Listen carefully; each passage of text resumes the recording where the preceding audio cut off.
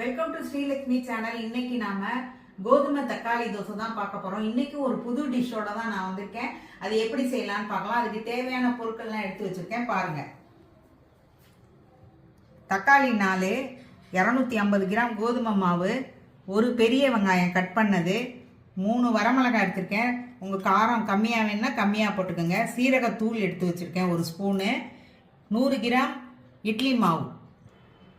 இட்லி மாவு சின்ன கப்பில் 1 கப் எடுத்துருக்கிறேன். இட்லி மாவு கம்மியாக எடுத்துக்கோங்க. ஒரு மிக்சி எடுத்துக்கிட்டு அதில் 4 தக்காளியை போட்டுக்கிறோம், 3 மிளகாயை போட்டுக்கிறோம், சீரகத்தூளை போட்டுக்கிறோம்,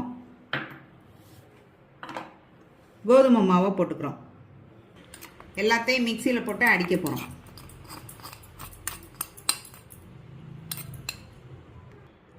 இந்த தக்காளியில் இருக்க தண்ணியே இதுக்கு போதும். வேணும்னா நம்ம ஊற்றிக்கலாம். கோதுமையும் தக்காளியும் அரைச்சிட்டேன். இது பத்தாது நம்ம தோசை மாவு பதத்துக்கு. அதனால 1 கப்பு தண்ணி ஊற்றிக்கிறேன். இப்போ இதுக்கு தேவையான உப்பு போட்டுக்கிறோம். போட்டுட்டு இதை அரைக்க போகிறோம். இன்னும் கொஞ்சம் அரைக்கணும். இப்போ நம்ம அரைச்சாச்சு. இதில் சேர்த்துக்கிறோம். இங்கே தோசை மாவு பதத்துக்கு இதை நம்ம கரைச்சிக்கணும். இப்போ கருவேப்பிலையை போட்டுக்கிறோம். தோசை மாவை ஊற்றிக்கிறோம். வெங்காயத்தை மிக்ஸ் பண்ணிக்கிறோம்.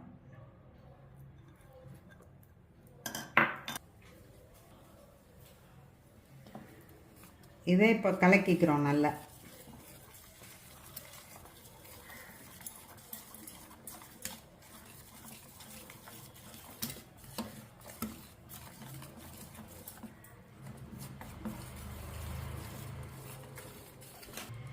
இப்போ தோசை மாவு பதத்துக்கு இந்த தக்காளி தோசையை ரெடி பண்ணிட்டோம். நீங்கள் இன்னும் மெலிசாக வேணும்னா கொஞ்சம் தண்ணி ஊற்றிக்கலாம். கனமாக வேணும்னா கெட்டியமாக வச்சுக்கலாம். அது உங்களோட சாய்ஸ் தான்.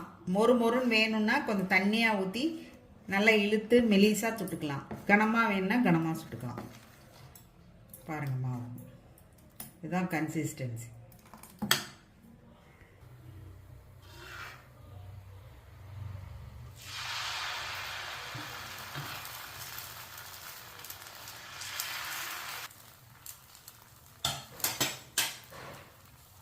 இப்போ தக்காளி தோசையை நம்ம சுட ஆரம்பிச்சிட்டோம். பாருங்கள், நான் இப்போ கனமாக தான் ஊற்றிருக்கேன். அப்புறம் மெலிசாக ஒன்று ஊற்றி காமிக்கிறேன். இப்போ ஊற்றியாச்சு. நம்ம திருப்பிடும். சூப்பராக வந்துச்சு பாருங்கள் நம்மளோட தோசை. நீங்கள் காலை வேளையில் பிரேக்ஃபாஸ்ட்டுக்கு ஈஸியாக இதை ரெடி பண்ணி கொடுக்கலாம். குழந்தைங்களுக்கு லஞ்ச் பாக்ஸில் கூட போடலாம். நல்லாயிருக்கும். இது கோதுமை இட்லி மாவும் சேர்ந்து இருக்கனால நல்லா மொறுன்னு இருக்கும். இது பாருங்க, நல்லா வெந்துருச்சு. தோசை ரெடி ஆயிடுச்சு பாருங்க. தக்காளி தோசை கோதுமை தக்காளி தோசை ரெடி ஆயிடுச்சு. இப்போ மெலிசா ஒன்று ஊற்றி காமிக்கிறேன் பாருங்க.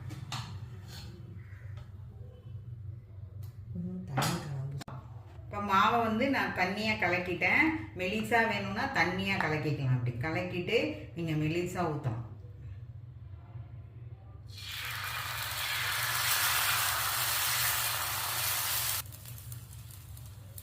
இப்போ ஊற்றியாச்சு. இப்போ எண்ணெயை சுற்றி ஊற்றியாச்சு பாருங்கள். இப்போ திருப்பிடலாம். நல்லா வெந்துருச்சு. அதுதான் நம்மளோட மொறு கோதுமை தக்காளி தோசை ரெடியாக இருக்குது. இப்போ தோசை ரெடி ஆயிடுச்சு பாருங்கள். மொறுன்னு ரெடி ஆயிடுச்சு. இருங்க எப்படி எடுத்தது. நம்மளோட கோதுமை தக்காளி தோசை ரெடி ஆயிடுச்சு. ஸ்ரீலக்ஷ்மி சேனலை லைக் பண்ணுங்க, ஷேர் பண்ணுங்க, சப்ஸ்கிரைப் பண்ணுங்க.